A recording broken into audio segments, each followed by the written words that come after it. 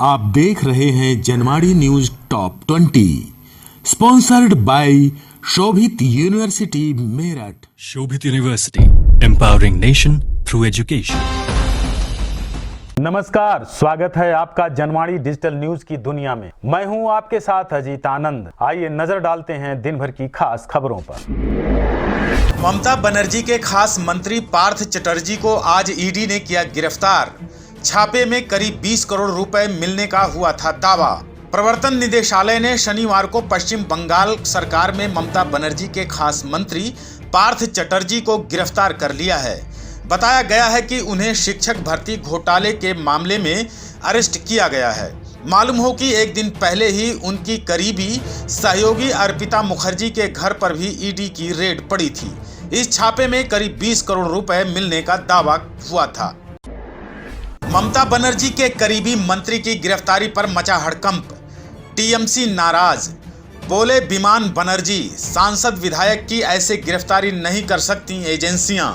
बंगाल विधानसभा अध्यक्ष विमान बनर्जी ने कहा है कि प्रवर्तन निदेशालय को विधानसभा के किसी सदस्य को गिरफ्तार करने से पहले अध्यक्ष को इसके बारे में सूचित करना चाहिए। उन्होंने कहा कि ईडी या सीबीआई को किसी भी सांसद या विधायक को गिरफ्तार करते समय लोकसभा या विधानसभा के अध्यक्ष को सूचित करना होता है। ईडी की पूछताछ में अर्पिता मुखर्जी ने किया बड़ा खुलासा। ममता बनर्जी के मंत्री की बढ़ी मुश्किलें।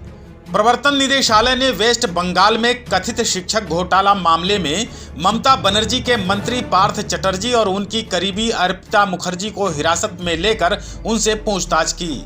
ईडी के सूत्रों के हवाले से पता चला है कि अर्पिता ने छापेमारी में बरामद पैसों के बारे में खुलासा करते हुए अधिकारियों को बताया कि रिश्वत की रकम नीचे से लेकर ऊपर तक जाती थी। फिलहाल पूछताछ जारी है। श्रीलंका में 60 लाख नागरिकों पर भोजन का गहराया संकट।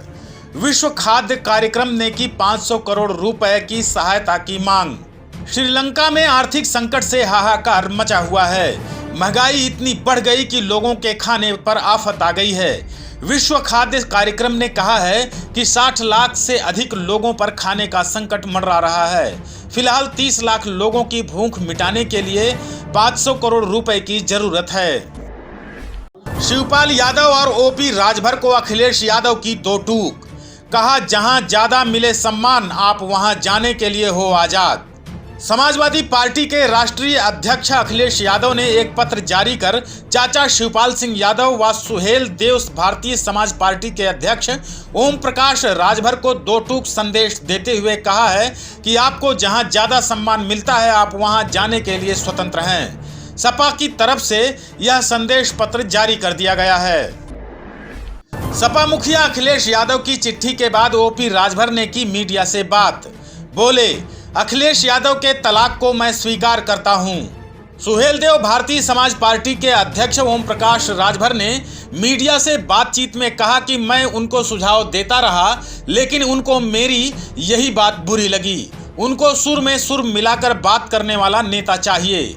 राजभर ने कहा कि मैंने दलितों पिछड़ों की हिस्सेदारी मांगी, लेकिन उन्होंने कभी गंभीरता से नहीं लिया। मैंने आजमगढ़ के लिए कई नाम सुझाए, लेकिन उनको सिर्फ यादव मुसलमान चाहिए था। राजभर ने कहा कि अभी 2 ही लेटर जारी हुए हैं। 2024 का चुनाव आने दो, फिर देखना कितने लेटर जारी होंगे। नीट पीजी काउंसलिंग की तारीख जारी। 1 सितंबर से शुरू होगी मेडिकल दाखिला प्रक्रिया। राष्ट्रीय आयुर्विज्ञान परीक्षा बोर्ड की ओर से नीट पीजी 2022 का रिजल्ट जारी किए जाने के बाद से ही उम्मीदवार बेसब्री के साथ नीट पीजी काउंसलिंग की तारीख का ऐलान होने का इंतजार कर रहे थे।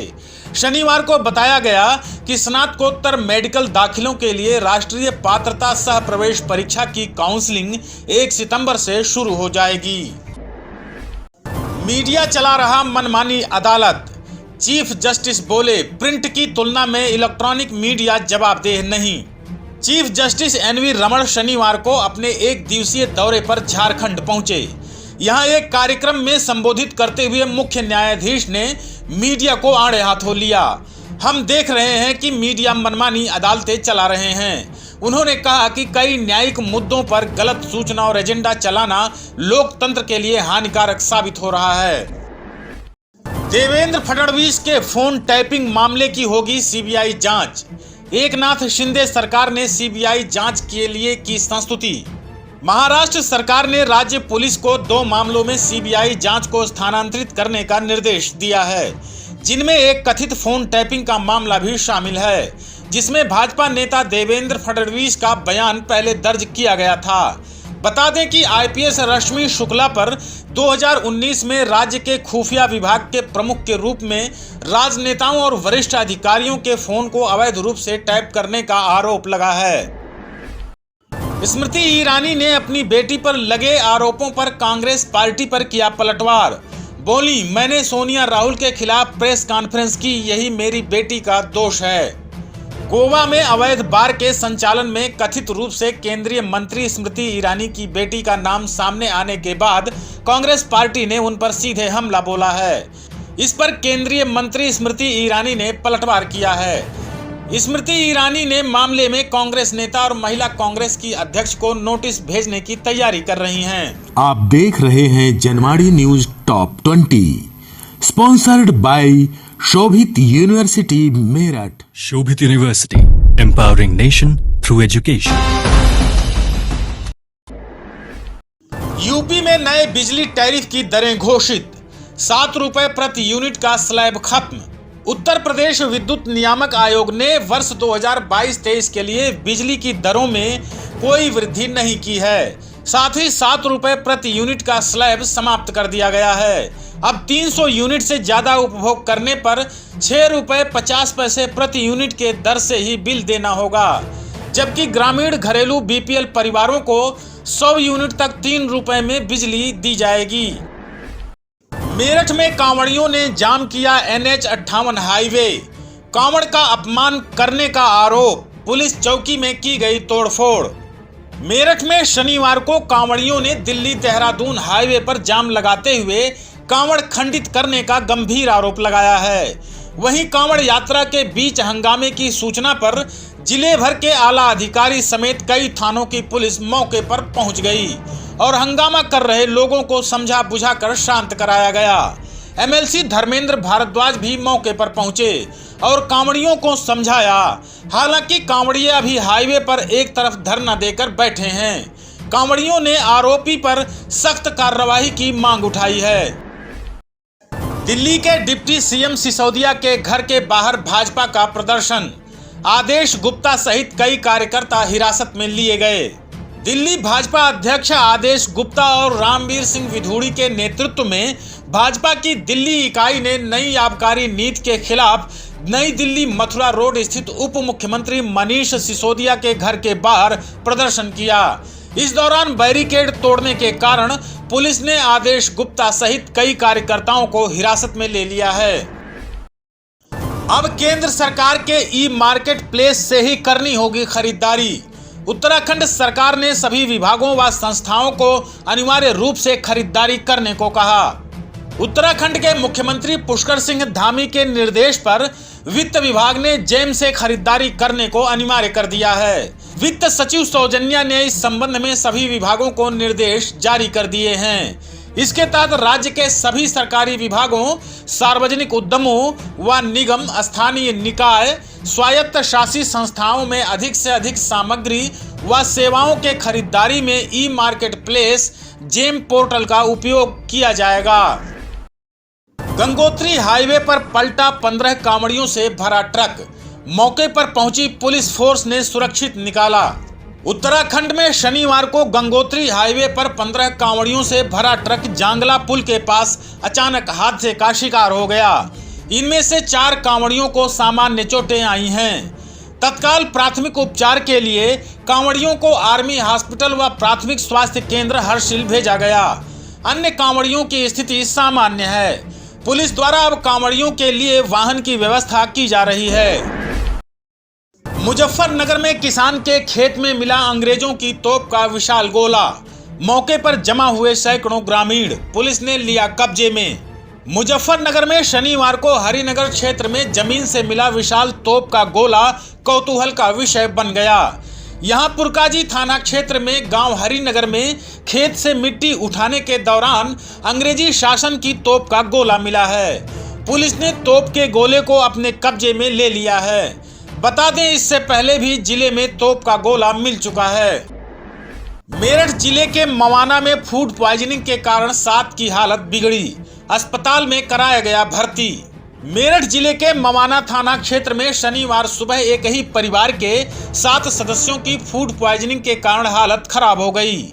उन्हें इलाज के लिए अस्पताल में भर्ती कराया गया है। गांव हुमायूंपुर में शनिवार की सुबह ही फूड प्वाइजनिंग के चलते एक ही परिवार के 7 सदस्यों की अचानक हालत खराब हो गई। सभी को तुरंत नजदीकी अस्पताल में भर्ती करा दिया गया है। लुलु मॉल में बिना अनुमति नमाज पढ़ने वाला एक और अभियुक्त गिरफ्तार। अब तक 5 लोगों की हो चुकी है गिरफ्तारी। लखनऊ के सुशांत गोल्फ सिटी पुलिस ने शनिवार को लुलु मॉल में बिना अनुमति नमाज पढ़ने वाले एक अन्य आरोपी शहादतगंज निवासी मोहम्मद आदिल को गिरफ्तार किया है। पुलिस के मुताबिक सीसीटीवी फुटेज के आधार पर चिन्हित कर युवक को गिरफ्तार किया गया। आज राष्ट्रपति रामनाथ कोविंद को संसद में दी गई विदाई। कोविंद ने किया भावुक संबोधन। निवर्तमान राष्ट्रपति रामनाथ कोविंद को संसद की ओर से विदाई दी गई। राज्यसभा और लोकसभा दोनों सदनों के द्वारा संयुक्त रूप से विदाई समारोह का आयोजन किया गया। कार्यक्रम में राष्ट्रपति रामनाथ कोविंद, उपराष्ट्रपति वेंकैया नायडू, पीएम मोदी, लोकसभा स्पीकर ओम बिरला समेत सभी वरिष्ठ सांसद मौजूद रहे। अर्पिता मुखर्जी के बाद मोनालिसा दास के घर पर रेड मारने की तैयारी में ईडी। सूत्रों ने दी खबर, खास अहम सबूतों के दम पर की जाएगी कार्रवाई। वेस्ट बंगाल के चर्चित शिक्षा भर्ती घोटाले की जांच की आंच अब राज्य सरकार तक पहुंच गई है। इस मामले में ईडी ने पहले पार्थ चटर्जी, फिर उनकी करीबी अर्पिता मुखर्जी के घर पर छापेमारी की, जहां से 20 करोड़ रुपए बरामद किए हैं। वहीं अब ईडी पार्थ चटर्जी की एक और करीबी मोनालिसा दास के घर पर रेड मारने की तैयारी में है। मोनालिसा दास को मंत्री का एक और करीबी और सहयोगी बताया जा रहा है। आप देख रहे हैं Janwadi news top 20, sponsored by Shobhit University Meerut. Shobhit University, empowering nation through education.